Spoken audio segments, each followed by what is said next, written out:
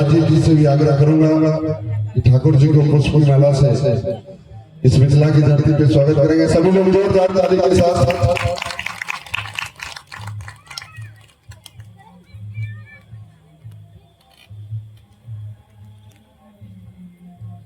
आइए, हमारे नाल वादक हैं, साथ ही साथ स्वर के बादशाह जिन्होंने कि अपने स्वर से हम लोग को मोहित किए हैं।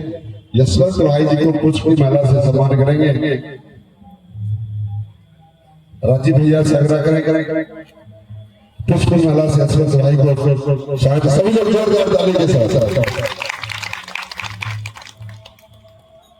अब हम ऐसे प्रेम से भाई साहब बोलते हैं क्योंकि बिहार खास करके इनका घर है और हम इनके घर के सदस्य की तरह मानते हैं। कई बार मुलाकातें हो चुकी है, इसके पारिवारिक रिश्ता बन गया है। हम अपने भाई साहब शिवम जी को राम बहादुर बाबू से आग्रह करेंगे कि पुष्प माला से सम्मानित करेंगे। राजूलाल बाबू से आग्रह करेंगे कि पुष्प माला सभी लोग जोरदार ताली के साथ।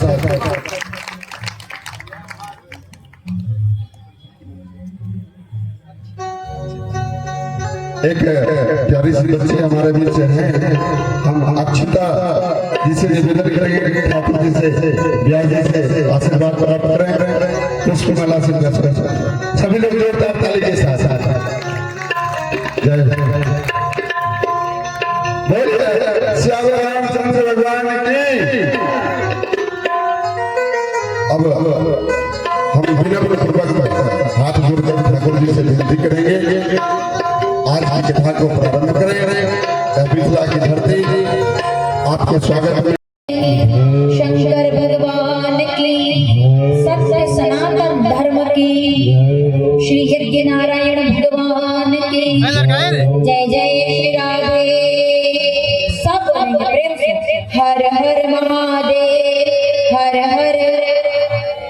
आपकी आवाज यज्ञ नारायण भगवान तक जानी चाहिए, हर हर, और बल्कि पूरे गांव में जानी चाहिए, हर हर। श्री गणेश जी महाराज के चरणों में सादर प्रणाम करते हुए श्री श्री 108 विष्णु महायज्ञ के इस पवित्र आयोजन में कथा के प्रथम दिवस में अपना आशीर्वाद प्रदान करने वाले सभी देवी देवताओं के चरणों में सादर प्रणाम। मर्यादा पुरुषोत्तम पतित पावन दशरथ नंदन कौशल्या से श्री, क्योंकि मिथिला की भूमि है ये, ऐसे मिथिलेश प्रभु श्री राघवेंद्र सरकार के चरणों में सादर प्रणाम। उज्जैन नाथों के नाथ विश्वनाथ बाबा, कालों के काल महाकाल कि शिप्रा का प्रणाम बिहार की गंगा को समर्पित करते हुए मैं महाकाल की नगरी से, मैं महाकाल के उज्जैन से महादेव के बिहार को प्रणाम करती हूँ और आप सभी का हृदय से आभार करते हैं। हमारा गांव भर्रा, जहाँ इसके पहले लगभग 5-6 साल पहले मैं आई हूँ। आप मुझे पहचान तो रहे हैं ना? कभी इसकी वजह से गड़बड़ हो सकता है कि यही है कि दूसरे हैं कोई, इसके पीछे भी कहानी है, बताऊंगी मैं आपको। मैं लगभग 5 से 6 साल पहले यहाँ साध्वी वर्षा नागर बनकर के आई थी, लेकिन पिछले साल 2024 में मैंने संन्यास ग्रहण किया। संन्यास जब लेते हैं तो खुद का और अपने परिवार का पिंड दान करना पड़ता है। तो जैसे हमारे घर में कभी ऐसा संस्कार होता है तो आपने देखा होगा कि पिंड दान के लिए क्या क्या किया जाता है, वो सब हमें करना पड़ता है जब हम संन्यास ले लेते हैं। तो पिछली बार जब मैं आई थी तब मैं वर्षा नागर बन करके आई थी। 3 जनवरी 2024 को मेरा संन्यास हुआ और 4 जनवरी 2024 को मुझे निरंजनी अखाड़े से महामंडलेश्वर होने का सौभाग्य प्राप्त हुआ। तो ये मेरे लिए सौभाग्य की बात है कि मुझे भर्रा में पहले वर्षा नागर के रूप में और अब मुझे साध्वी अन्नपूर्णा गिरी के रूप में आप लोगों की सेवा करने का अवसर प्राप्त हुआ है। तो एक शरीर के 2 नाम जब हो जाते हैं, नाम बदल जाता है, तो इस प्रकार से व्यवस्था बदलती है।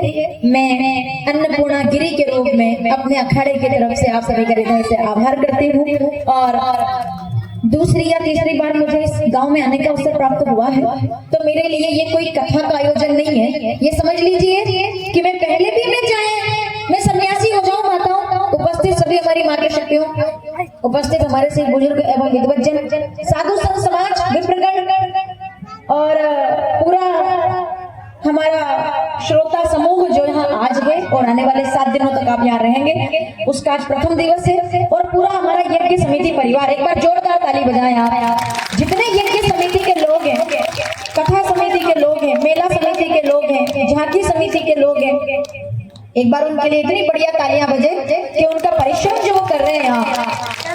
मुझे बार बार, क्योंकि गर्मी में आयोजन जो होते हैं वो पहले से कुछ तय होते हैं, 7 दिनों का समय मेरे पास केवल था। आज से लेकर के 27 तारीख तक, 28 तारीख से मेरा आयोजन उड़ीसा में प्रारंभ हो जाएगा, तो केवल 7 दिनों का ये समय। और ये भी आदिवासी क्षेत्र में मुझे कथा करनी थी, लेकिन हमारे सम्माननीय बाबूजी इंद्रदेव जी शर्मा साहब जब वो मिलने के लिए आए, शायद रायपुर कथा में, और बहुत पहले से उनसे वो कह रहे थे कि आपको आना है, और पूरी समिति रायपुर में आई और उन्होंने निवेदन नहीं किया कि आपको कथा देनी है। शर्मा जी ने आदेश दिया कि आपको आना पड़ेगा क्योंकि आपका गांव है, और उसी आदेश का पालन करने के लिए मैं यहाँ पर आई हूँ। और एक निवेदन 7 दिनों के लिए आपसे कर दूं कि चाहे मैं सन्यासी हो जाऊं, चाहे महामंडलेश्वर हो जाऊं, लेकिन भर्रा बिहार के लिए तो मैं आपकी बेटी बनकर आई थी और बेटी बनकर ही रहूंगी। तो आप क्यों हमारे बीच में कहीं कोई पद या कहीं कोई पर्दा नहीं है, ये ईश्वरी कृपा है हम पर, मेरी अवसर प्राप्त हुआ है हम कथा का रसपान कर सके। तो आइए सब मिलकर कथा का शुभारंभ कर लेते हैं। अभी तक मुझे ये भी पता नहीं है कि कथा कौन सी करनी है हमें यहाँ, ठीक है, क्योंकि जब मैंने देखा उसमें टेम्पलेट में, और मैं आपको बता दूंगा 25 साल मुझे कथा कहते हुए हो गए, आप लोग जानते हैं। कभी जरूरत नहीं पड़ी कि मुझे पहले से सोच के आना पड़े कि मुझे क्या बोलना है आज। आप सभी लोग मेरे गुरु हैं जिसने मुझे कथा करना सिखाया है, आप लोगों को देखकर ही मैं कथा करती हूँ। तो मेरा निवेदन है, जितने बच्चे हैं पंडाल में, 2 कार्यकर्ता जो भाई लोग भी हमारे, आप लोग कथा के पंडाल में आकर बैठेंगे, और कम से कम 2-4 कार्यकर्ता, क्योंकि आपके गांव का प्रोग्राम है ये प्रोग्राम वर्षा नगर का भी है और ये प्रोग्राम भर्रा गांव के बच्चे का भी है। इतना बड़ा आयोजन कोई एक व्यक्ति नहीं कर सकता, हर व्यक्ति की अपनी जिम्मेदारी है। जूते चप्पल बाहर उतार करके हम लोग पंडाल में प्रवेश करेंगे, क्योंकि हनुमान चालीसा के साथ ये कथा कराने वाले भी हनुमान जी है, कथा सुनने वाले भी हनुमान जी, और कथा सुनाने वाले भी हनुमान जी हैं। भाग्यशाली होते हैं वो लोग जिन्हें यज्ञ की आहुतियों का अवसर प्राप्त होता है, लेकिन सौभाग्यशाली होते हैं वो लोग जिन्हें श्री श्री 108 विष्णु महायज्ञ करने का अवसर प्राप्त होता है। ये जो वेद मंत्र आपके कानों में पड़ रहे हैं, ये आपके सौभाग्य का प्रतीक है, आपके पूर्वजों के आशीर्वाद का प्रतीक है। तो आइए हम सभी मिलकर 7 दिवसीय श्री राम कथा को प्रणाम करते हुए और आज की कथा का प्रारंभ करते हैं। आज विलंब हुआ है, लेकिन कल से हम लोग समय का पूरा ध्यान रखेंगे, प्रयास करेंगे 2 बजे से, मुझे जल्दी से कि हाँ, कल से 2 बजे से 5 बजे तक हमारा ये सत्संग का आयोजन यहाँ चलेगा। ठीक 2 बजे मैं यहाँ पर उपस्थित हो जाऊंगी, 1:30 बजे संगीत प्रारंभ हो जाएगा और 5 बजे कथा की आरती हो सके, ताकि अगले आयोजन यहाँ व्यवस्थित संचालित हो सके। क्योंकि यज्ञ का आयोजन है तो अन्य आयोजन भी यहाँ चलेंगे। तो मेरा निवेदन है 2 बजे से 5 बजे, 200 मीटर से तो आ ही सकते हो, आ सकते हैं ना, तो 2 बजे से 5 बजे तक हम लोग रोज यहाँ बैठेंगे और श्री राम कथा का आनंद लेंगे। एक बार जय जयकार करेंगे, श्री राम जय राम। अगर राम कथा सुनना चाहते हैं तो अपनी अर्जी लगा दो, श्री राम जय राम। आइए राम कथा के प्रथम दिवस में हनुमान जी को बुलाते हैं और प्रणाम करते हैं कि राम कथा के रसिक तुम। सौभाग्यशाली होते हैं वो लोग जिन्हें राम कथा सुनने का अवसर प्राप्त होता है, क्योंकि आप तो रामायण पढ़ने सुनने वाले लोग हैं, सावधान। रामचरितमानस उत्तरकांड 125वां दोहा, दूसरी चौपाई, मन क्रम वचन जनित अघ जाई, जिन यह कथा श्रवण मन लाई। माताओं, इस कथा का ये दिव्य चमत्कार है जो आप सुनने जा रहे हैं। इसके पहले कि मैं वंदना शुरू करूं, जो कथा गांव में आवाज जा रही है वो लोग भी पधारे। आज पहला दिन है, जितना भी सुनना है हमको शुरू करना है केवल। लेकिन सौभाग्य है आपका, कथा सुनना तो दूर की बात है, कथा बोलना दूर की बात है, पंडाल में आना दूर की बात है। लेकिन मैं एक बात आपको बताना चाहती हूँ, बिना प्रमाण के नहीं, आज पंडाल से 7 साढ़े 7 बजे निकल करके जाएंगे और जो माता जी आपको देखेगी गली में, पड़ोस की माता जी, और आपसे पूछेंगी कि कहाँ से आ रहे हो, पूछेंगी ना कि कहाँ से आ रहे हो, और आप कहेंगे कि हम महायज्ञ में राम कथा सुन के आ रहे हैं, तो मैं आपको विश्वास दिलाती हूँ कि आप तो दूर की बात है, लेकिन जो माता जी आपको देखेंगी ना, आपका दर्शन करने से उनकी 7 पीढ़ियां भवसागर से पार हो जाएंगी। इतना राम कथा का चमत्कार है कि पंडाल में आकर सुने हो तो अलग बात है, पर जो सुन रहे हैं उनका भी जो दर्शन कर लेगा वो भी भवसागर से पार हो जाएगा। और ये मैं बिना प्रमाण के नहीं बोल रही, आप लिखें और घर जाकर के पढ़ें। रामचरितमानस बालकांड 34वां दोहा, पहली चौपाई, दरस परस मज्जन अरूपाना हरई पाप कह वेद पुराणा। जो दर्शन करने से पाप हर ले, उस कथा को राम कथा कहा जाता है। तो आइए राम कथा के प्रथम दिवस में हनुमान जी को बुलाते हैं। श्री राम जय राम।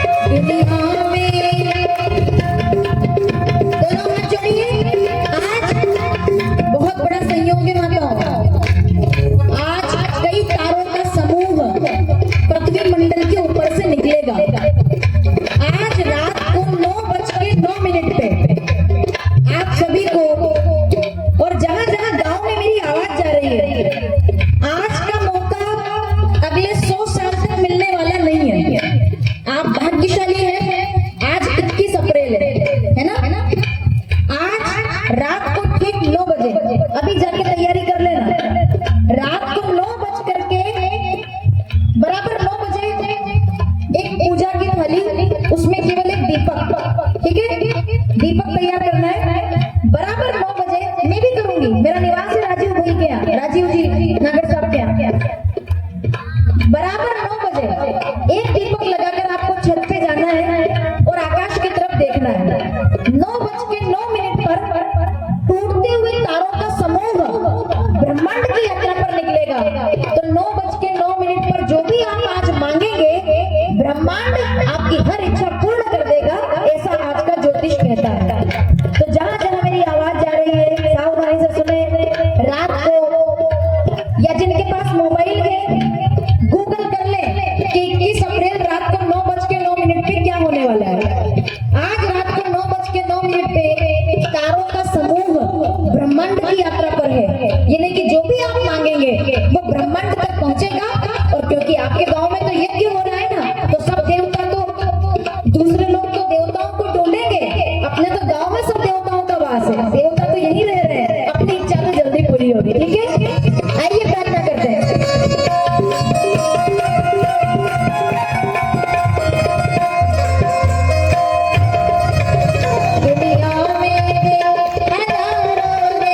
बजरंग बली का क्या कहना।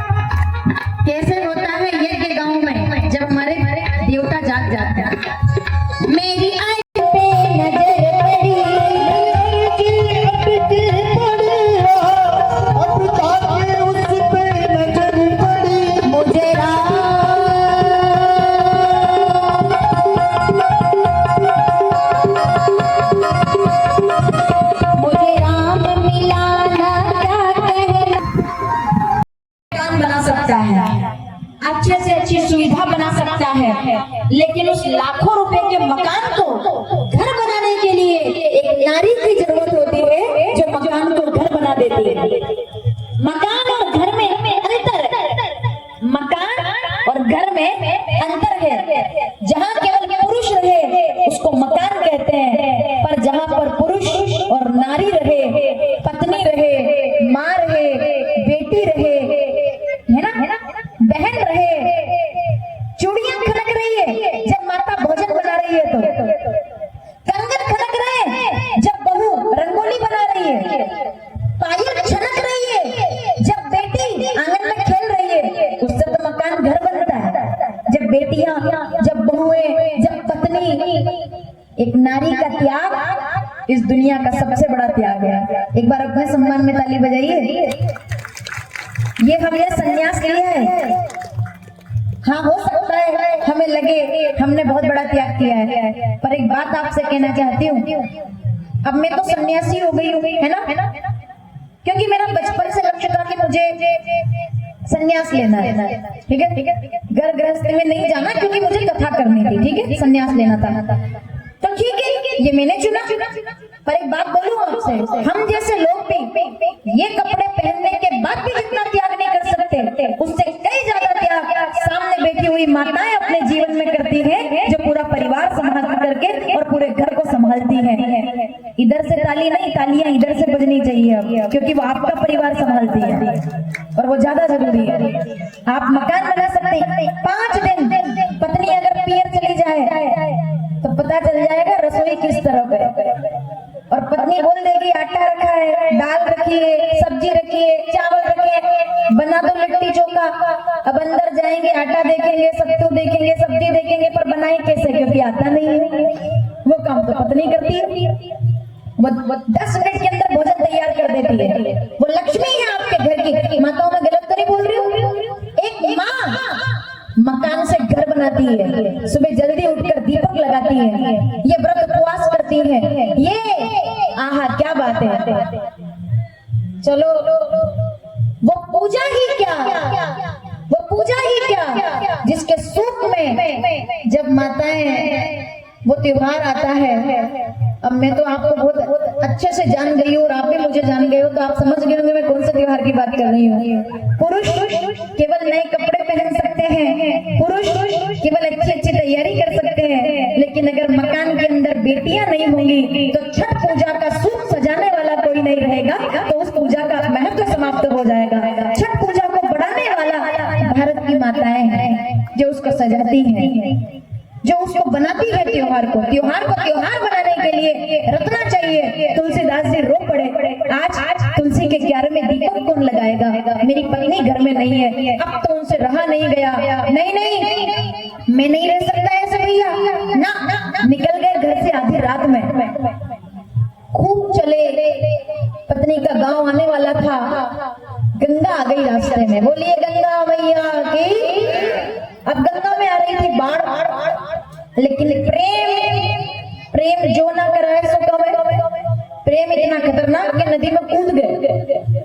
अब तैरना ज्यादा आता नहीं था, तो सामने से कोई बह करके आ रहा था बाढ़ में, शव किसी इंसान का, उस पे चढ़ के बैठ गए और नाव की तरफ पार कर गए गंगा को।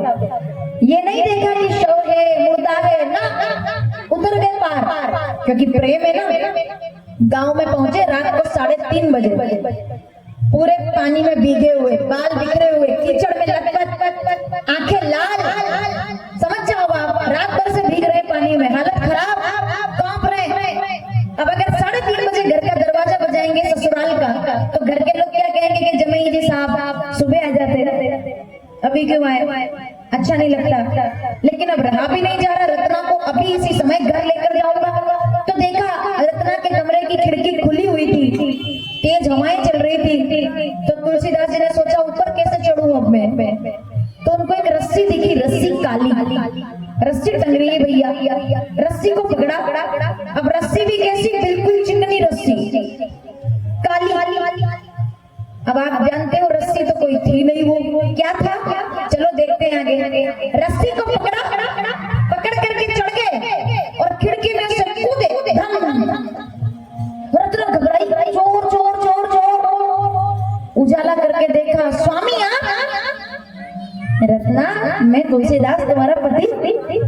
आप यहाँ सब ठीक तो है, घर पे सब ठीक, कैसे कैसे आए, क्या हुआ अचानक ऐसे, मतलब घबरा गई। बैठे जमीन पर और कहते हैं सब ठीक है, सब मंगलमय, घर में कोई दिक्कत? बोले नहीं, सब बढ़िया है। तो फिर आप यहाँ आधी रात को क्या कर रहे हैं? बोले तुम मुझे बिना बताए कैसे आ गई? मैं तुम्हारे बिना, तुमको पता है मैं नहीं रह सकता, और तुम यहाँ आ गई, मुझे अच्छा नहीं लगा, इसलिए मैं आधी रात को तुम्हारे यहाँ आया हूँ ताकि मैं तुमको लेकर जा सकूं। वो तो ठीक है, लेकिन ऊपर चढ़े कैसे आप? खिड़की तो बहुत ऊपर थी। बोले तुमने जो रस्सी लटकाई हुई थी ना, मैं उस पे चढ़ के आया हूँ। रत्ना ने उजाला करके देखा, कौन सी रस्सी? मैंने तो कोई रस्सी नहीं लटकाई। उजाला किया तो कोई रस्सी नहीं है, किंग कोबरा सांप, काला खतरनाक, और उसने कुंडली लगा करके जैसे बैठता है ना, वो जकड़ा हुआ था, उसको पकड़ के आ गया। रत्ना ने देखा, आपको डर नहीं लगा, ये सांप है? तुलसीदास जी ने कहा तो क्या हुआ, मैं तुमसे प्रेम करता हूँ, मैं तुमसे प्रेम करता हूँ, मैंने कितना तुम्हारा नाम रटा, तब जाकर के तुम मुझे मिली हो। तो बोली इतनी आधी रात को आप आए, क्या जरूरत थी, परेशान होकर के आए? बोले नहीं नहीं, मैं तुमसे प्रेम करता हूँ इसलिए मैं आया हूँ। रत्ना की आंखें क्रोध से लाल हो गई। अगर और कोई सामान्य पत्नी होती तो इतरा जाती, खुश हो जाती, है ना, मगन हो जाती कि मेरे पति मुझसे कितना प्रेम करते, वश में हो गए मेरे पति, वशीकरण कर लिया मैंने।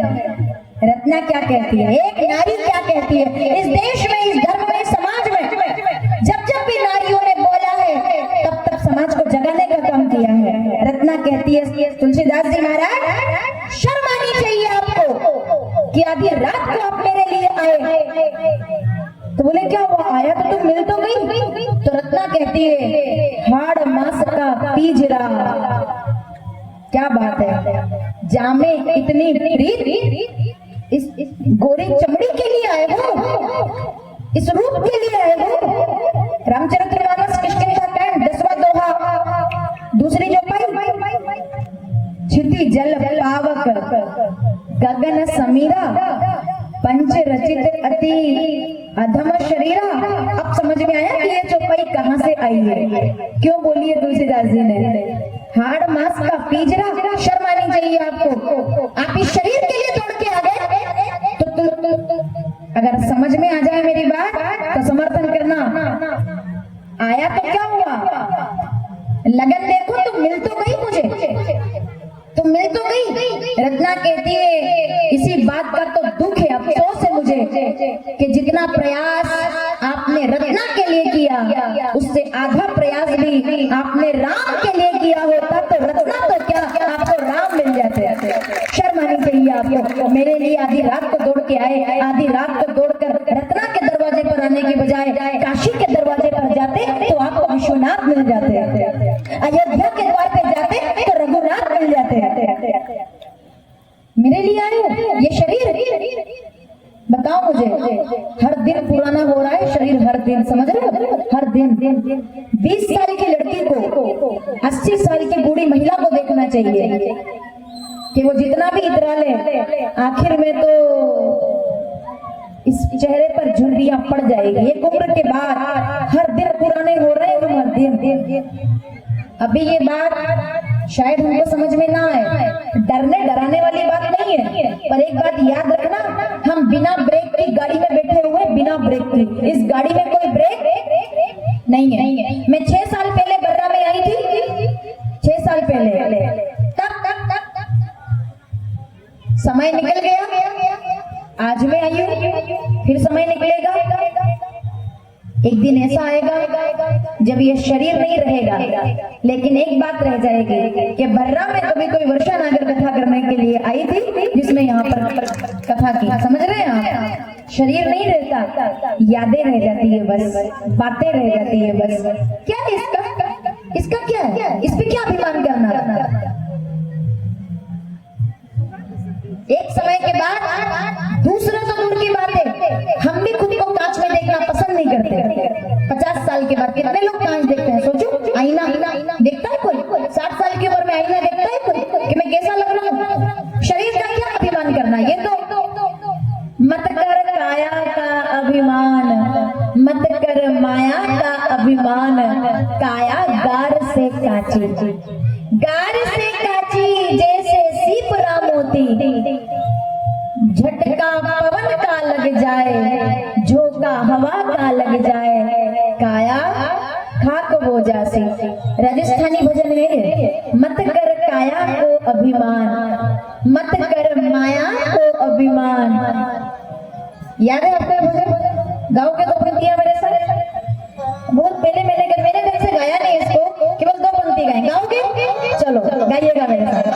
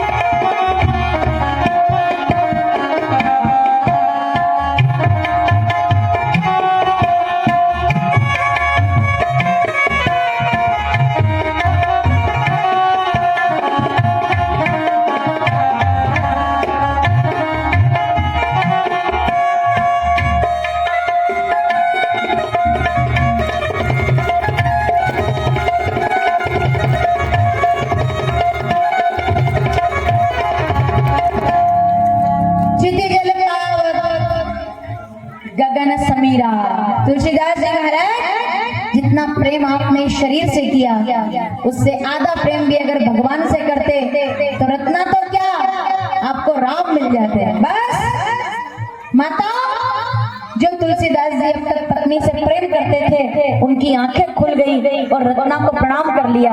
देवी आज तक तुम मेरी पत्नी नहीं, मैं तुम्हें गुरु के रूप में स्वीकार करता हूँ। तुमने मेरी आंखें खोल दी, तुमने मुझे जीना सिखा दिया। तुम्हारे कारण आज मुझे अपने जीवन का लक्ष्य पता चला है। चल दिए तुलसीदास जी महाराज आधी रात को निकलकर वहीं से। इसको कहते हैं परिवर्तन। अगर रत्ना ने वो शब्द ना कहे होते तो तुलसीदास जी कभी तुलसीदास ना बन पाते। काशी आ गए, काशी आकर पूछने लगे राम जी का दर्शन कैसे होगा। तो सबने कहा राम जी को बाद में ढूंढना, पहले ढूंढना है तो बताओ किसको ढूंढना पड़ेगा। मैं भूल गई, आप मुझे याद दिलाएंगे, ठीक है। बताओ पहले किसको ढूंढना पड़ेगा। रामचरितमानस बालकांड 17वां दोहा।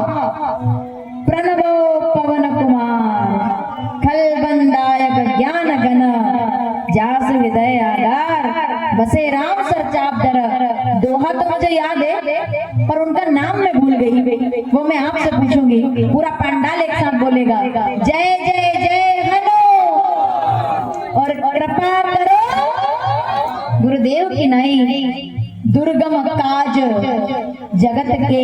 अभी हनुमान जयंती निकली है। सुगम अनुग्रह सब सुख लगे तुम्हारी सरना तुम रक्षक काऊ को डरना। राम भी मिलेंगे और श्याम भी मिलेंगे पर जब प्यारे तुम्हें हनुमान जी मिलेंगे।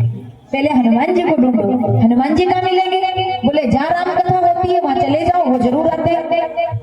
जहाँ रामायण हो रही हो वहां चले जाइए। तुलसीदास जी एक रामायण में जाकर बैठे, 9 दिनों का पारायण था। पहले दिन जाकर बैठे, उनने का पहचान क्या होगी। बोले कोई बूढ़ा बाबा बीमार अलग थलग बैठा हो जिसके पास कोई बैठना पसंद ना करे, समझ लेना कि वही हनुमान जी है। वो किसी भी रूप में आ सकते हैं। अच्छा तो ठीक है, पहचान करनी पड़ेगी। पहले दिन जाकर बैठे, देखा तो एक बाबा, बूढ़ा बाबा पंडाल में एक तरफ बैठे, पूरी कमर में केवल आंसू बरस रहे हैं। बस राम राम बोलिए, राम राम। हो सकता है आपके पड़ोस में हनुमान जी बैठे और खुश हो जाए। राम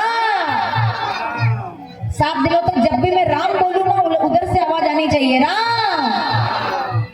और जैसे राम बोला उनकी आंखों से आंसू बहे, आए कथा सुने, प्रसाद ले, बिना बोले चले जाए। 9 दिनों तक तुलसीदास जी महाराज ने देखा और 9वें दिन जैसे कथा पूरी हुई उनने प्रसाद ली और तुलसीदास जी ने उनके दोनों पैर जाके पकड़ लिए और क्या कहा, जय जय जय हनुमान गोसाई। मैंने आपको पहचान लिया बाबा जी, अब लुका छुपी छोड़ दो। मैंने जान लिया, आपको पकड़ लिया। मैं जान गया हूँ आप कौन है, मैं जानता हूँ आप कौन है। तो बूढ़े बाबा ने कहा दूर है, दूर है, दूर है। मैं पास के गांव में रहता हूँ, बीमार व्यक्ति हूँ, मेरा पैर पकड़ा हुआ है, भाग यहाँ से, वरना मैं बीमार हूँ। अगर तू मेरे पैर पकड़ेगा तू भी बीमार हो जाएगा, तुझे भी रोग लग जाएगा। पीछे तक के बैठे लोग सावधान। क्या बोले तुलसीदास जी आंखों में आंसू लेके, बोले इसीलिए तो मैं आया हूँ। अरे पागल है तू, मैं बीमार हूँ, तुझे भी रोग लग जाएगा। तो तुलसीदास जी कहते यही तो मैं चाहता हूँ कि जो राम रोग आपको लग रहा है, अगर वो राम रोग मुझे भी लग जाएगा तो मेरा तो उद्धार हो जाएगा। मुझे भी रोग लगा दीजिए, मैं आपको पहचान गया हूँ। इतना सुना हनुमान जी खुश हो गए और माताओं उसी समय दर्शन दे दिया। कनक भूदरा कार शरीरा। दोनों हाथ जोड़िए मेरे साथ। मनोजवम मारुतुल्य वेगम जितेंद्रियम बुद्धिमताम वरिष्ठम वातात्मजम वानर युद्ध मुख्यम श्री राम दूता शरणम प्रपद्ये। हनुमान प्रकट हो गए। बजरंगबली महाराज जय सिया राम ऐसे बोले। तुलसीदास जी से कहा मांगो, तुमने मुझे पहचान लिया, मांगो क्या मांगते हो। तुलसीदास जी कहते एक ही चीज मांगता हूँ। बोले क्या। राम, मुझे राम जी चाहिए, बस राम जी, और कुछ नहीं चाहिए। मुझे राम जी का दर्शन करा दो, क्योंकि आप तो उनको उनको बहुत अच्छे से जानते हो, कहाँ मिलेंगे? उन्होंने कहा अच्छा राम जी से मिलना चाहते हो तो चलो फिर। कहाँ? चित्रकूट के घाट पर, चैत्र मास, ठीक है, शुक्ल पक्ष,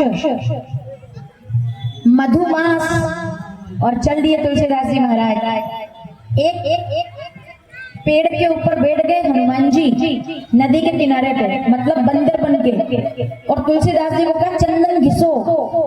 नवमी तिथि पर पूरब दिशा से 2 सुंदर घोड़ों पर बैठकर राजकुमार आएंगे। जो गोरे वाले हैं वो छोटे भैया लखन होंगे, और जो श्याम वर्ण के होंगे वही हमारे राम जी होंगे। उनको तिलक लगा देना, वो आएंगे, तिलक लगाना, तुम्हारा काम हो जाएगा।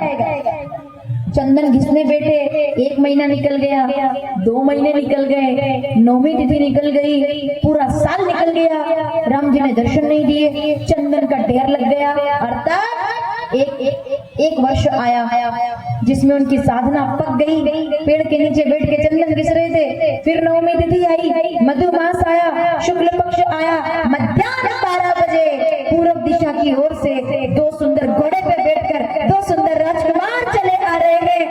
हनुमान जी ने करतल बजा दी, वही है, आ गए। तुलसीदास जी महाराज ने आंखें खोली, भगवान घोड़े पर से उतरे, सामने आकर बैठ गए। पर तुलसीदास जी महाराज की पलकों ने झपकना बंद कर दिया, हाथ पैरों ने काम करना। अरे भाई, उसको हमारे यहाँ कहते हैं झपकी बन जाना, जानते हो आप? मतलब हाँ, कई बार ऐसा हो जाता है, अपन बैठे रहते हैं और अपनी नजर एक जगह चिपक जाती है, अपन कुछ नहीं कर पाते, देखते हैं पर कुछ नहीं कर पाते, झपकी लग जाती है। तुलसीदास जी राम जी को देखकर झपकी में बंध गए, तिलक भी नहीं लगाया। तो हनुमान जी करतल बजा रहे, तिलक लगाओ, तिलक लगाओ, तिलक लगाओ। तुलसीदास जी ने तिलक नहीं लगाया, और क्या हो गया? पूरा कीजिए मेरे साथ। चित्रकूट के घाट पर भई संतन की भीड़। क्या होना चाहिए था? तुलसीदास जी राम जी को तिलक लगाने वाले थे, पर ये तो ऐसे कैसे बैठ गए, कुछ नहीं करते, तो उल्टा हो गया। तुलसीदास जी ने तिलक नहीं लगाया, राम जी ने हाथ में चंदन लिया और तुलसीदास जी के मस्तक पर तिलक लगा दिया। तुलसीदास चंदन घिसे, तिलक करे रघुवीर। राम जी ने तिलक लगाया, और जैसे तिलक लगा करके हाथ ऐसे फेरा, आंखें खुली, राम जी गायब। उसके बाद नहीं दिखे, खाली तिलक दिखा बस। हनुमान जी से पूछा ये क्या है? बोले तुम, मैंने तो कहा था कि आगे, तुमने सुना ही नहीं। तिलक देखा, ये क्या है? बोले ये राम जी ने तुमको सिग्नेचर दे दिया है कि जाओ आज से रामचरितमानस का निर्माण करना शुरू करो। मैं तुम्हें ऑफिशियली राइटर घोषित करता हूँ कि जाओ रामचरितमानस का निर्माण करो। तब माताओं 1631 में तुलसीदास जी ने रामचरितमानस लिखना प्रारंभ किया। 2 साल याद रखिएगा, 2 साल 7 महीने और 26 दिन में रामचरितमानस का निर्माण करके रख दिया। और ऐसी कथा लिखी कि जो घर घर में उजाला कर रही है आज। क्या नाम रखेंगे? तो बाबा कहते हैं, आइए जरा, सबने पूछा नाम क्या होगा? बाबा कहते हैं, सुनो, हाँ, क्या बात? रामचरित मानस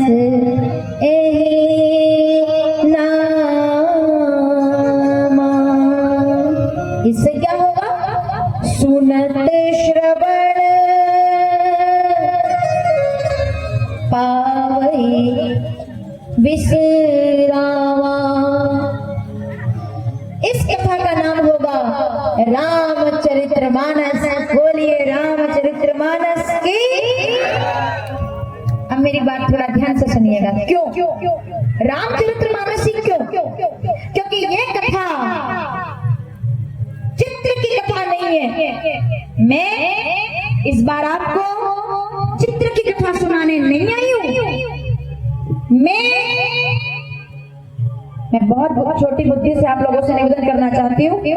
बिहार में जब मैं कथा करने आती हूँ ना, मैं पूरी दुनिया में कथा करती हूँ, लेकिन जितना आनंद, और मैं व्यासपीठ पर बैठकर झूठ नहीं बोलूंगी। ऐसा क्या कारण है कि इतनी गर्मी में भी, जबकि मेरे पास कथा करने के लिए ऑलरेडी बहुत सारे ऑप्शन थे, मैं दूसरी जगह पर भी कथा कर सकती थी, लेकिन जब भर्रा का नाम आया और यहाँ की समिति ने संपर्क, वो बात कर सकते थे, संपर्क कर सकते थे, उन्होंने हर तरह से पीछा नहीं छोड़ा, बस कि कथा देनी है। हमने कहा कि कथा है हमारी कहीं, लेकिन जब भर्रा का नाम आया, हमें कथा करने में आनंद आता है, लेकिन जो आनंद बिहार में कथा करने में आता है वो शायद किसी दूसरी जगह पर नहीं आ सकता। हर वक्ता को अगर कथा का आनंद लेना है तो बिहार जरूर आना चाहिए, क्योंकि बिहार वक्ताओं को विद्वान बनाने की भूमि है, क्योंकि ये महर्षि बाबा मेही की भूमि है, जिन्होंने दिव्य ज्ञान पूरे भारत को नहीं पूरे ब्रह्मांड को दिया है। ये मेही बाबा की भूमि है, ये विद्यापति महाराज की भूमि है, जहाँ ऐसे बड़े बड़े ज्ञानी लोग जिनके लिए गंगा उनके दरवाजे पर आ जाए। मैंने कथा की है उस जगह पर, मैं नाम तो भूल गई उस गांव का, जहाँ जनक घाट बना हुआ है, जानकी घाट बना हुआ है। मैं कथा करने गई थी वहां, तो मुझे बहुत अच्छा लगता है बिहार में कथा करना।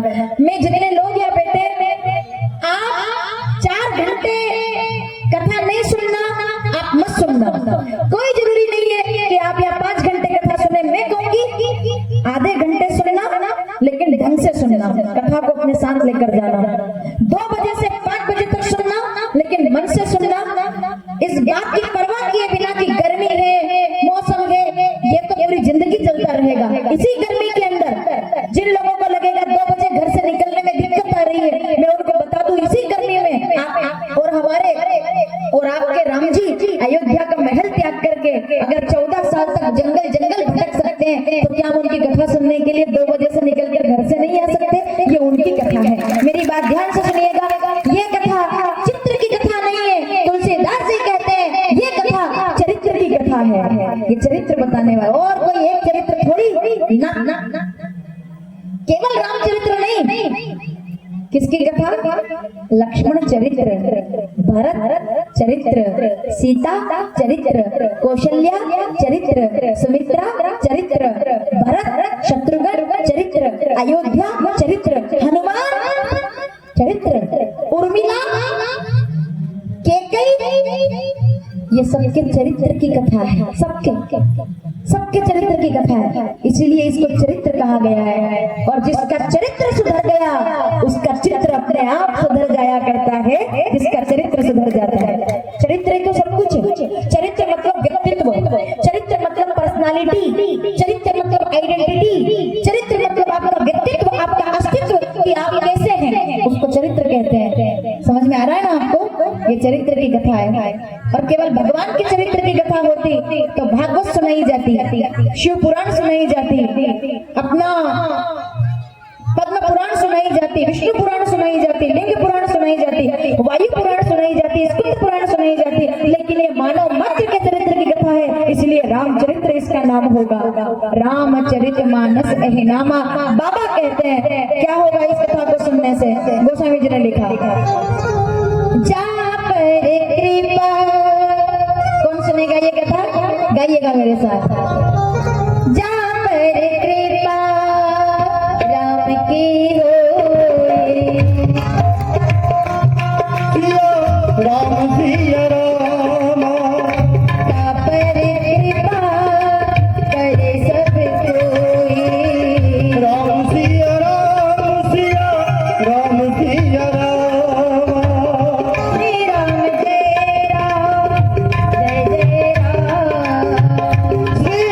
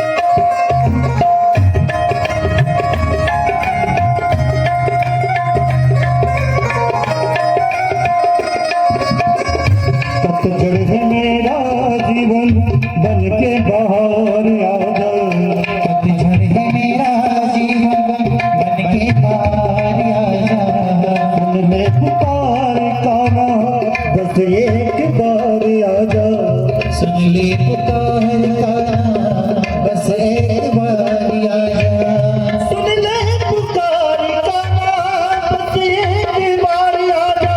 बेचैन दिल के तुम्हें, बेचैन दिल के तुम्हें, आधार मुरली वाले मुझे चरणों से लगा ले, घनश्याम मुरली वाले। मुझ चरणों से लगा ले, घनश्याम मुरली वाले।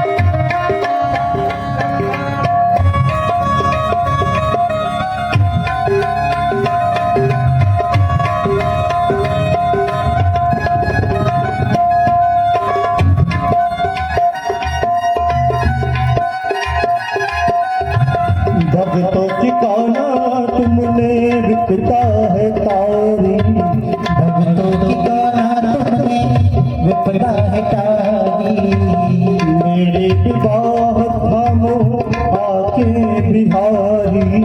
मेरी विवाह आके बिहारी, मेरे विवाह थामो आके बिहारी। बिगड़े बनाए तुमने, बिगड़े बनाए तुमने, हर काम मुरली वाले। मुझे चरणों से लगा ले, राम मुरली वाले। मुझ चरणों से लगा ले, मेरे श्याम मुरली वाले। साथ आइए प्रेम से। मंगल भवन अमंगल हारी, राम सिया राम सिया, राम सिया राम। प्रभु सुदशरथ अजर बिहारी। राम सिया राम सिया, राम सिया राम। श्री राम जय राम, जय जय राम। श्री राम जय राम, जय जय राम। श्री राम जय राम। तुलसीदास जी ने रामचरितमानस का निर्माण कर दिया। जितने बुजुर्ग यहाँ बैठे हैं, जितने युवा यहाँ बैठे हैं, मैं आपको बताते चलूं, पूरी दुनिया कहती है कौन सी कथा आप लोग सुनने जा रहे हैं। आज तो केवल शुरुआत कर रहे हैं हम लोग, कथा तो हम लोग आगे आने वाले दिनों में पूरी सुनेंगे। लेकिन एक बात आपको बता दूं कि उपदेश तो सब देते हैं कि माता पिता की सेवा करनी चाहिए, है ना? बोलते सब है, बोल के सब बताते हैं कि माता पिता की आज्ञा माननी चाहिए। लेकिन एक तरफ अयोध्या की गादी और दूसरी तरफ 14 वर्ष का वनवास, और जो अयोध्या की गादी को ठुकरा करके वनवास को स्वीकार करना बताए, उनको श्री राम कहा जाता है। जो बोलकर नहीं बताते, करके बताते हैं कि माता पिता की बात माननी चाहिए। जो पितु मात्र कहे बन जाना। क्या बात कर रहे हैं आप? कथा के 5वें दिन में सुनेंगे इस चौपाई को आप, इसलिए सावधानी से सुनना। रामचरितमानस अयोध्या का 40वां दोहा, पहली चौथी चौपाई, और एक घर जाकर पढ़ेंगे आप कि जो पितु मात्र कहे बन जाना, तो कानन सत अवध समाना, सुनी जननी राम उवाच। राम जी ने कहा है, माताओं जिसके घर में रामचरितमानस रोज खोलना और पढ़ना शुरू कर देना। यहाँ से लिख के ले जाना, जो मैं बोलने वाली हूँ यहाँ से, वो चौपाइया घर जाकर पढ़ना आप, ठीक है ना। हो सकता है मैं ढंग से ना बता पाऊँ, तो घर जाके पढ़ना कि उसमें क्या लिखा है। 40वें दोहे की चौपाई और चौथी चौपाई हर किसी को पढ़नी चाहिए। राम जी कहते हैं, सुनी जननी सोई सुत बड़ा भागी, जे पितुमार चरण अनुरागी। ये लेकिन कह के नहीं बताया, करके बताया, उनको राम कहते हैं। पूरी दुनिया कहती है कि छोटे बड़े में भेदभाव नहीं करना चाहिए, लेकिन जो जनक जैसे ज्ञानी का भी आदर करते हैं और केवट जैसे अनपढ़ को भी गले लगाते हैं, उनको श्रियापति राम कहा जाता है, जो कह के नहीं करके बताते हैं। विनम्रता हो तो राम जी जैसे चरित्र, यही तो राम कथा है। तो भैया रामचरितमानस का निर्माण कर दिया, ये कथा घर घर तक पहुंचाई ताकि लोग इसको पढ़े, इसको जीवन में उतारे। और यही संवाद प्रयागराज में याज्ञवल्क्य जी और भरद्वाज जी के बीच हुआ। चलिए चलते, बोलिए प्रयागराज की। प्रयागराज तीर्थ में भरद्वाज आश्रमति पावन, बह समीप सुर सरि सहावन। त्रिवेणी संगम आप सभी लोगों ने दर्शन अभी किया होगा प्रयाग जाकर के। वहीं पर आश्रम है भरद्वाज जी महाराज का। याज्ञवल्क्य मुनि परम विवेकी, भरद्वाज राखे पद टेकी। भरद्वाज जी बड़े ज्ञानी महात्मा हैं। अगर आप भरद्वाज जी की बात करते हैं तो भरद्वाज जी महाराज ऐसे महात्मा हैं कि जिनके द्वारा वेदों के मंत्रों को, जिन्होंने जो दृष्टा है वेदों के मंत्रों के, उनको भरद्वाज जी कहते हैं। वो भरद्वाज जी जो वेद मंत्रों के दृष्टा है, जो परम ज्ञानी है, वो प्रयागराज में उनका आश्रम है। और हर महीने, हर साल पूरे माघ महीने में मकर संक्रांति के पर्व तक संत आते हैं, स्नान करते हैं। तो बड़े बड़े संत आकर चले जाते हैं, लेकिन एक बार भरद्वाज जी ने याज्ञवल्क्य जी के पैर पकड़ लिए। याज्ञवल्क्य जी के पैर पकड़ करके कहा, याज्ञवल्क्य जी, अच्छा अब मैं ज्यादा नहीं बोलूंगी इस पे, लेकिन आप सब ज्ञानी लोग हैं। याज्ञवल्क्य जी महाराज जो बड़े ज्ञानी थे और तेजवान थे, कहते हैं कि इनके ज्ञान से बड़ा ज्ञान शायद किसी में नहीं होगा। इनके अंदर जितना ज्ञान था भरद्वाज जी जान गए थे। पैर पकड़ करके भरद्वाज राखे पर टेकी, तो याज्ञवल्क्य जी को प्रणाम करके कहा, बाबा जी मैं आपसे कुछ पूछना चाहता हूँ। याज्ञवल्क्य जी ने कहा, आदेश कीजिए, आप तो भरद्वाज जी बड़े महात्मा, कहिए मैं क्या कर सकता हूँ। मैं चाहता हूँ कि आप मुझे मेरी जिज्ञासा को शांत करें। क्या जिज्ञासा है? मैं राम जी के बारे में जानना चाहता हूँ। राम कवन पूछूं प्रभु तोई, राम कौन है? अच्छा, वेदों के मंत्रों के दृष्टा आप हैं, है ना? आप ज्ञानी हैं, आप वैरागी हैं, आपको राम जी के बारे में नहीं पता? बोले पता है, फिर भी दिक्कत आती है। क्यों? क्योंकि एक राम अवधेश कुमारा, जाकर चरित्र विदित संसारा। राम जी खाली एक होते तो समझ आ जाते, पर अयोध्या के राम जी अलग है, जंगल वाले राम जी अलग है, पुराण पुरुषोत्तम अलग है। नाना बिना प्रमाण के नहीं बोल रही हूँ मैं, देख लो आप अयोध्या के राम जी कैसे हैं, बताओ सावधान। अयोध्या के राम जी कैसे हैं? एक बार जन्मी अनवाए, करी श्रृंगार पालना पड़ा, तो माता कौशल्या को इतना विराट रूप दिखा दिया 1 महीने की उम्र में कि इधर भी खीर खा रहे हैं और उधर पल्ले में पोड़ रहे हैं। ये कथा मैं आपको विस्तार से सुनाऊंगी कथा के चौथे दिन में, ठीक है? तो एक राम जी वो है कि कौशल्या जी ऐसे देख रही है, इतना विराट रूप, हाथ जोड़ के कहती है तजोटाती रूपा। आपने कथा सुनी है ना? तो बोले इसमें क्या दिक्कत है? बोले वही तो दिक्कत है, अयोध्या में वो राम जी, उनके अंगूठे के नाखून को भी कौशल्या जी देख नहीं पाती, इतना विराट रूप ले लेते हैं। और वही राम जी जब जंगल जाते हैं तो केवट के सामने हाथ जोड़ के कहते हैं कि मुझे गंगा से पार लगा दो। ये समझ में नहीं आ रहा, जो एक अंगूठे में ब्रह्मांड नाप सकते हैं, क्या वो गंगा पार नहीं कर सकते थे? नारी विरह दुख लयो अपारा और भयो रोष रावण मारा। एक राम दशरथ के बेटा, एक राम घर घर में लेटा, एक राम का जगत पसारा, एक एक राम है सबसे प्यारा। राम कौन है? राम कौन है? सीता जी के राम जी अलग है, शबरी के राम अलग है, सुग्रीव के राम अलग है, विक्षण के राम अलग है, नन्नील के राम अलग है, डॉक्टर साहब सुषेण वैद्य के राम अलग है, और तो और लक्ष्मण के राम अलग है, और रावण के राम वो भी अलग है। समझ नहीं आ रहा कौन से राम जी है? दया करते तो इतनी करते हैं, हाँ क्या बात है, दया करते तो इतनी करते कि जे मृग राम बाण के मारे, जिस हिरण को उनका तीर लग जाता है उसको वैकुंठ दे देते हैं, और अगर क्रोध करते हैं तो ऐसा करते हैं। अब नाम तो आप लोग सब जानकार लोग हैं रामायण के, अगर मैं भूल जाऊं हो सकता है कि मैं भूल जाऊं, पर आप नहीं भूलेंगे। मैं आपसे पूछूंगी, ठीक है माताओं? रामचरितमानस अरण्यकांड कोई दोहा नहीं, चौपाइयों से शुरू कर दो आप। शुरू में ही आया है क्या? दया करते हैं तो इतनी करते हैं कि हिरण को मार करके वैकुंठ पहुंचा देते हैं, और क्रोध करते हैं तो ऐसा करते हैं कि अगर सीता जी के चरणों से खून निकल आया, मैं नाम भूल गई, आपसे पूछूंगी। सीता चरण चोच हति भागा, मूड मंद मति कारण कागा। उसके पिता का नाम तो मुझे याद है लेकिन उसका मैं भूल गई, वो मैं आपसे पूछूंगी। इंद्र का पुत्र राजकुमार और कौवा बन करके आया है परीक्षा करने के लिए। कैसे राम जी जब पत्नी का श्रृंगार कर रहे हैं? क्यों? पत्नी का श्रृंगार करना बुरा है क्या?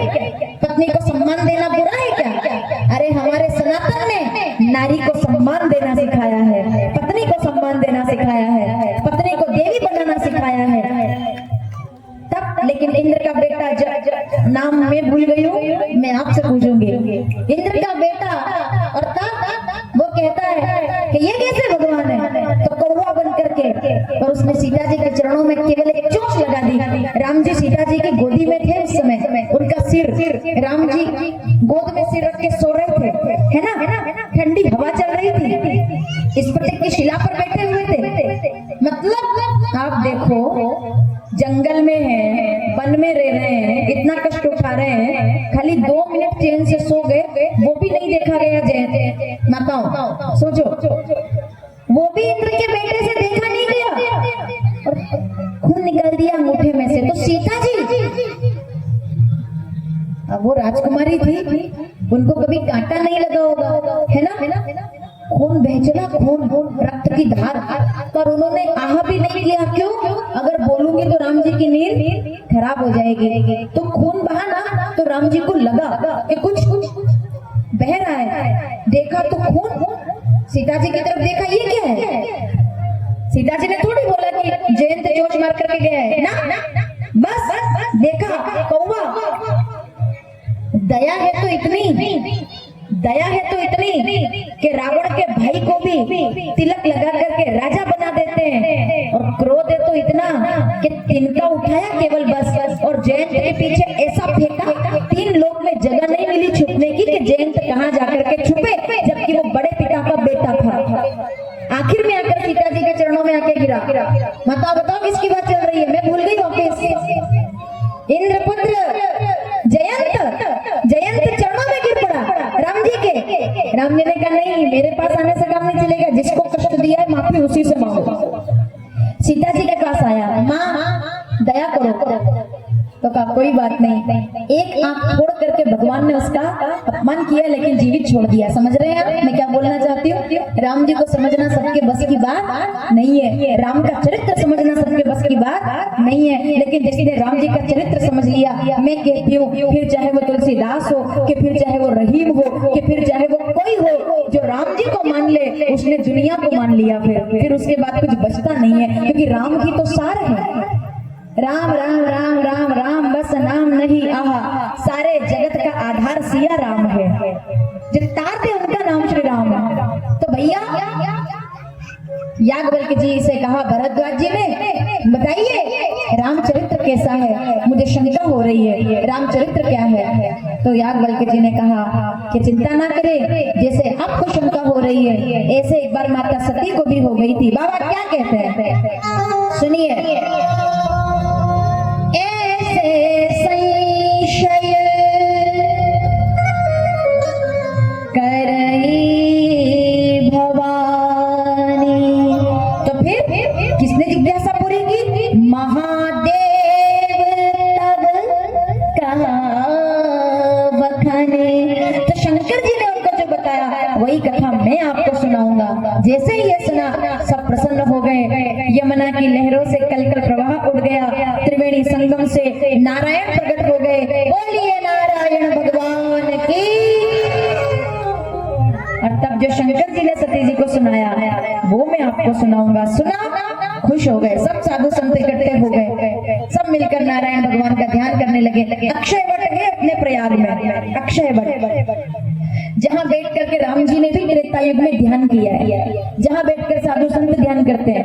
तो बैठ गए सब वहाँ और एक साथ बैठकर नारायण का ध्यान करने लगे। आइए हम भी महायज्ञ हो रहा है, श्री श्री 108 विष्णु महायज्ञ में श्री नारायण भगवान की वंदना करते हैं भाव के साथ। सब गाएंगे मेरे साथ, नारायण नारायण नारायण प्रकट हो गए। और जैसे देखा कि अभी तो नारायण नारायण कहा था और नारायण का प्राकट्य हो गया। बोलिए नारायण भगवान की। प्रणाम करो मेरे साथ। कैसे प्रणाम करेंगे? शंख मुद्रा के साथ। जो लोग बनाना जानते हैं शंख मुद्रा, आपके यहाँ यज्ञ चल रहा है, यज्ञ मंडप में जाओ तो ऐसे प्रणाम करना। बता दूं थोड़ा सा, ज्यादा कठिन नहीं है। एक मुद्रा का प्रणाम रोज सीखेंगे। मुद्रा प्रणाम मतलब जानते हो? हाथों से मुद्रा बनाकर प्रणाम करना, है ना? जो व्यक्ति मुद्रा प्रणाम करता है वो सीधे सीधे हरि की कृपा थोड़ा जल्दी प्राप्त होती है, यानी कि तेज आता है चेहरे पर। शंख मुद्रा बनाने के लिए ये सीधा हाथ है अपना, इसको ऐसे करो, पहले सीधा हाथ, केवल सीधा हाथ, ये ऐसे किया है। अब उल्टा हाथ उठाओ, उल्टे हाथ के अंगूठे को यहाँ पर लगाना है, जहाँ उंगलियां खत्म होती है ना वहां इस जगह पर लगाया है। अब अंगूठे को पकड़ लो ऐसे, ठीक है? अब ये ऐसा हो गया हमारा। अब ये 4 उंगलियां बच गई आपकी, ऐसे ऐसे करो, ठीक है? अब इन 4 उंगलियों को उठाओ ऊपर की तरफ, अंगूठे से जोड़ दो, जोड़ो, एक दूसरे की मदद करो तो हो जाएगा। फिर से बता रही हूँ, शंख मुद्रा बहुत आसान है। सीधा हाथ ऐसे करना है, प्रैक्टिस करोगे हो जाएगा, है ना? अंगूठे को यहाँ लगाइए, इसको बांध दीजिए अंगूठे को, ये हो गया पहले। ये सीधा देखो ऐसे। अब ये 4 उंगलियां बच गई होंगी सबके पास, इनको पूरा घुमाओ, ऐसे घुमाओ, कोशिश करो नीचे की तरफ नहीं ऊपर की तरफ। हाँ ये बिल्कुल सही है। अब ऐसे जोड़ दो, ये देखो शंख बन गया। ये माता जी ने बना दिया, देखो चश्मे वाली माता जी ने। हाँ ऐसे हाथ का हाथ ऊपर उठाओ, सबको देखने को मिलेगा। ये देखो, इसको शंख मुद्रा कहते हैं। नारायण भगवान को प्रसन्न करने वाली मुद्रा है ये। 4 उंगलियों से अंगूठे को बस पकड़ना है, ये शंख मुद्रा है। एक मुद्रा रोज सीखेंगे, इसको शंख मुद्रा कहते हैं, इसको शक्ति मुद्रा कहते हैं, इसको माँ भगवती की मुद्रा कहते हैं, और इसको लिंग मुद्रा कहते हैं। शंकर जी को प्रसन्न करने के लिए, हनुमान जी को प्रसन्न करने के लिए इस मुद्रा से प्रणाम किया जाता है। और सर्वश्रेष्ठ मुद्रा अगर कोई है तो शक्ति मुद्रा है, जो बहुत आसानी से आप बना सकते हैं। लक्ष्मी चाहिए तो इस तरह से ये बहुत आसान है, कुछ भी नहीं है इसमें। ये लक्ष्मी, महालक्ष्मी मुद्रा है, लक्ष्मी प्रसन्न करने के लिए, है ना? बहुत आसानी से। ये देखो कुछ भी नहीं है इसमें। तो ये ऐसे करके आप लक्ष्मी मुद्रा क्या कहेंगे इसको करके? नारायण लक्ष्मी नारायण लक्ष्मी नारायण। लक्ष्मी माता इससे आकर्षित होती है ना? अच्छा वाला धन जीवन में आता है। एक मुद्रा रोज सीखेंगे अपन, ठीक है? आज हमने शंख मुद्रा से प्रणाम किया है, ठीक है? आइए एक साथ प्रणाम करते हैं। नारायण भगवान की। नारायणं नमस्कृत्यं नरं चैव नरोत्तमं देवी सरस्वती व्यास ततो जये मुदीरये। नारायण प्रकट हो गए। आइए सब मिलकर प्रणाम करते हैं।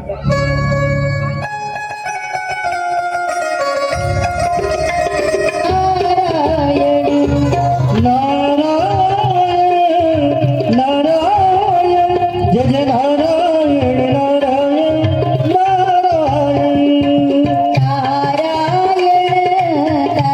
नारायण भव नारायण नारायण